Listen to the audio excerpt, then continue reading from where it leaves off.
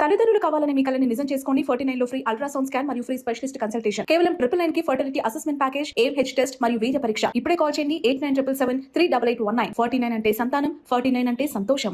Tata Subrahmanyam, Vijayawada 1 town పశ్చిమ నియోజకవర్గం నుంచి వచ్చాను. బోడే రామచంద్ర గారి యాదవ్ దీక్షకు సంఘీభావం తెలపడానికి వచ్చాను.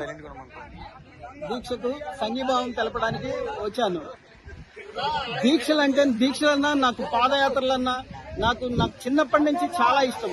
ఎందుకంటే మహాత్మా గాంధీ దీక్షకి జాతి మొత్తం కలిసి వచ్చింది. అలాగే పొట్టి శ్రీరాములు గారి దీక్షలకి జాతి మొత్తం కలిసి వచ్చింది. ఒక్కొక్కరు దీక్ష చేశారు అంటే జాతి మొత్తం కలిసి వస్తుంది. ఇవాళ బీసీ నాయకులు మొత్తం కలిసి వచ్చారు. బీసీ నాయకులతో పాటు అన్ని కులాల వారు కలిసి వచ్చారు. నేను ఆర్యవైశ్య కుటుంబంలో పుట్టాను, కానీ అభిమానంగా వచ్చాను. అలాగే ఇక్కడికి వచ్చిన వాళ్ళందరూ అన్ని కులాలు, ఎస్సీ ఎస్టీలు వచ్చారు, మైనార్టీలు వచ్చారు. అందరూ సంఘీభావం తెలుపుతున్నారు. అన్ని పార్టీలో బీసీ కులాలు ఉన్నాయి. వాళ్ళు న్యాయబద్ధమైన డిమాండ్లే కోరుకుంటున్నారు. ఇవాళ కూటమి ప్రభుత్వంలో కూడా బీసీ నాయకులు ఉన్నారు. ఆ బీసీ నాయకులు కూడా వాళ్ళ మనసులో ఏమనుకుంటున్నారో పార్టీ అధ్యక్షులకు తెలియదు. బీసీ నాయకులు దీక్షలు ఏదైనా చేస్తే వాళ్ళ కోరికలు నెరవేర్చండి అని వాళ్ళు చెప్పలేకపోవచ్చు. కానీ పార్టీ అధ్యక్షులు గమనించాలి. ఒక చిన్న నాయకుడు కాదు దీక్ష చేసేది, జాతీయ నాయకుడు. ఒక జగన్మోహన్ రెడ్డి లాగా లేకపోతే చంద్రబాబు నాయుడు గారు లాగా దీక్ష చేస్తున్నారు. కాబట్టి ఆయన ఇప్పుడు రామచంద్ర యాదవ్ గారి దీక్షకి 2 వైపులా పదనుంది.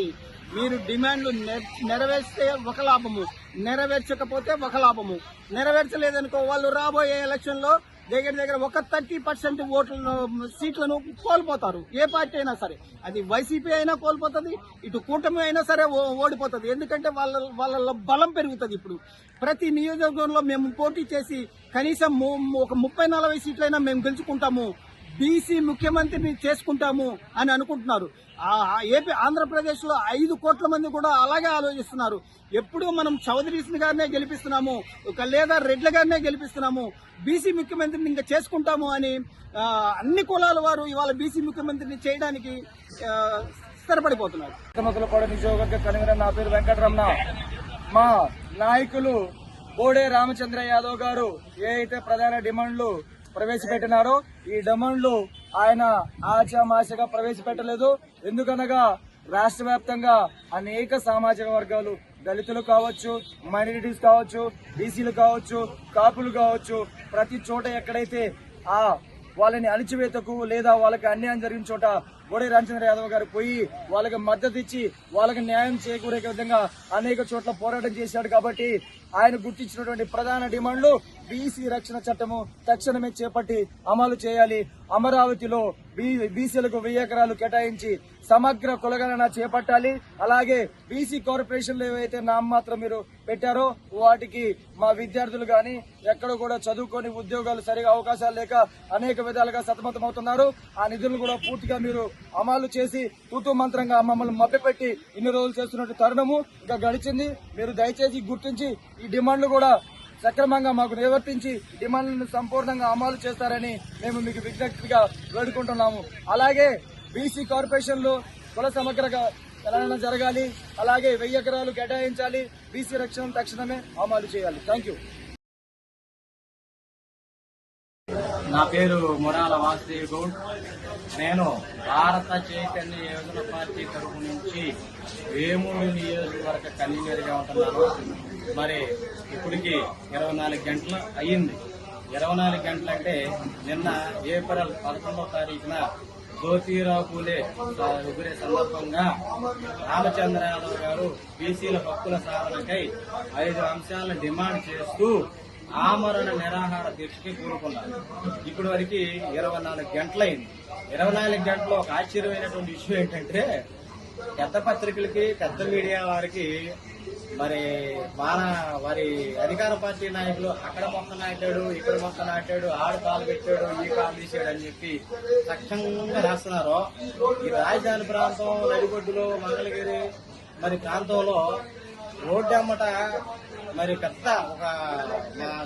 పెద్ద ఎత్తున జరుగుతున్నటువంటి ఆమరణ నిరాహార దీక్ష మీ పత్రిక మీడియా వారికి కనపడలేదా అని చెప్పి నేను అడుగుతున్నా. ముఖ్యంగా యూట్యూబ్ ఛానల్ వారికి మా భారత చైతన్య యువజన పార్టీ తరఫు నుంచి గోడె రామచంద్ర యాదవ్ గారి తరఫు నుంచి ప్రత్యేకమైనటువంటి కృతజ్ఞతలు మీకు తెలియపరుస్తుంది. ఎందుకంటే నిన్నటి నుంచి నేను మిమ్మల్ని చూస్తున్నాం. ప్రతి విషయాన్ని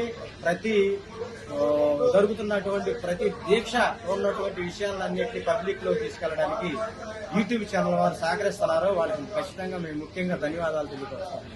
మరి ఇంతవరకు ఒక శాటిలైట్ ఛానల్ రాలా, ఒక పెద్ద పత్రికల్లో రాలా, అంటే రాలేదంటే ఏ విధంగా మీరు భయపడుతున్నారా, లేకపోతే మేము అడిగే వాటికి చేస్తే మా కోసం ఆడికి వదిలిపోతున్నాయి అని చెప్పి ఆలోచన చేస్తున్నారు. మీరు భయపడుతున్నారే అనుకోవాలి.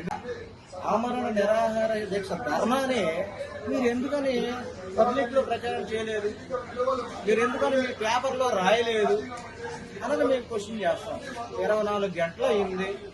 మరి మీ నాయకులు మీరు ధర్నాలు చేశారండి, ఆఫీసుల్లో కూర్చొని మరి కొత్త దేవుడు అండి కొత్త దేవుడు అన్నట్టుగా మరి నమస్కారాలు పెట్టారు.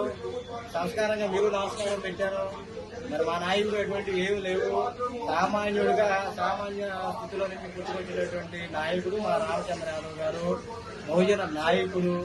ఆయన మరి 5 అంశాల గురించి డిమాండ్లు పెట్టి మీకు తెలియపరుస్తుంటే కనపడతాం లేదా ఏదైనా ప్రాబ్లం ఉంటే కళ్ళోడు ఎంచుకోవడానికి కళ్ళతోడు షాప్కి వెళ్ళి ఒకసారి టెస్ట్ చేయించుకొని కళ్ళతోడు 4వ కళ్ళతోడు పెట్టుకుంటే కనపడదు. బోతలతో పెట్టుకుంటే మీరు ఏదైతే మీ మేనిఫెస్టోలో 4 అంశాలు ఆల్రెడీ మీరు పెట్టిన ఎన్నికల ముందు అదేంటి అంటే బీసీ రక్షణ చట్టం, దాని తర్వాత కులగణన, దాని తర్వాత రిజర్వేషన్ల పెంపు, దాని తర్వాత కార్పొరేషన్ నిధులు వదులుతారని చెప్పి 4 మీరు ఇచ్చినాయే కదా.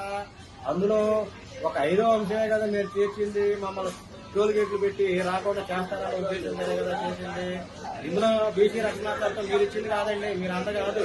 భారత చైతన్య యువజన పార్టీ వ్యవస్థాపకుడు గోడె రామచంద్ర యాదవ్ గారు పార్టీ మేనిఫెస్టోలో పెట్టినటువంటి అంశం కాపీ పేస్ట్ లాగా వాటిని మీరు కాపీ కొట్టుకొని అధికారంలోకి మీరు వచ్చారు. ఈ రోజు కావాలంటే మీరు ఒకసారి చూసుకోండి. 2023 పార్టీ పెట్టిన తర్వాత మా మేనిఫెస్టో బోర్డు చేస్తుందో 2023 తర్వాత 6 నెలల ఎన్నికల ముందు మీ మేనిఫెస్టో ఏం పెట్టారు, సూపర్ 6 పథకాలనేది మీరు చూసుకోండి. అప్పుడు మీరు తెలుస్తుంది. అంటే మీరు చూసుకునేది ఏముందని మీరు సాధారణంగా అలవాటైనటువంటి విషయం కాబట్టి కొత్తగా దాన్ని చూసుకునే పని లేదు. మీరు కాపీ పేస్ట్ ప్రభుత్వం లాగా గత ముఖ్యమంత్రి గారు పెట్టినటువంటి పథకాల పేర్లు మార్చి కాపీ పేస్ట్ చేసి పెట్టుకున్నారు. మేము పెట్టినటువంటి మేనిఫెస్టో కాపీ పేస్ట్ పెట్టుకోలేదని మేము ఎట్లా నమ్ముకోలేం. కానీ మా కాపీ పేస్ట్ పెట్టుకున్నటువంటి మా పథకాలనే మా బీసీ హక్కుల కోసం ఈ 5 అంశాలు ఇవ్వాలని చెప్పి గౌరవనీయులైనటువంటి నారా చంద్రబాబు నాయుడు గారు, గౌరవ డిప్యూటీ సీఎం పవన్ కళ్యాణ్ గారిని సమన్వయంగా, వినయంగా, వినమ్రతతో మేము కోరుకుంటున్నాం. మీరు ఒకవేళ అది చేయలేని పక్షంలో ఇది ఏప్రిల్ బీసీ సింహగర్జన కార్యక్రమం అప్పుడు 22వ తారీఖున, మార్చి 22వ తారీఖున పునాది రాయి పడిందండి. ఇది ఆగదు. ఇది మీరు ఆలోచించుకోవాల్సిన సమయం. గ్రామాల్లో నుంచి చైతన్యం పుంజుకొని బలం పుంజుకుంటుంది, బీసీల్లో ఐక్యత చాటుకుంటుంది. ఖచ్చితంగా మీరు ఈ నెరవేర్చుకోకుండా ఎన్నికలకు వెళ్లలేరు. ఎన్నికల్లో ఈ హామీలు కూడా మీరు చేయలేరు అని చెప్పి మీరు బలంగా చెబుతూ మీరు బలహీన వర్గాల పీడిత జనం పిడికిలు తగ్గిస్తే ఆ పిడికిల గుద్దుకి మీరు ఇబ్బంది పడతారు. కాబట్టి బలహీన వర్గాల జోలికి దయచేసి మోసం చేసే విధంగా రావద్దు. 40 ఏళ్ల నుంచి మీరు మోసం చేశారు. ఇప్పుడు ప్రశ్నించడానికి, అలాగే అడగడానికి, సాధించడానికి మాకు ఒక నాయకుడు రామచంద్ర యాదవ్ గారు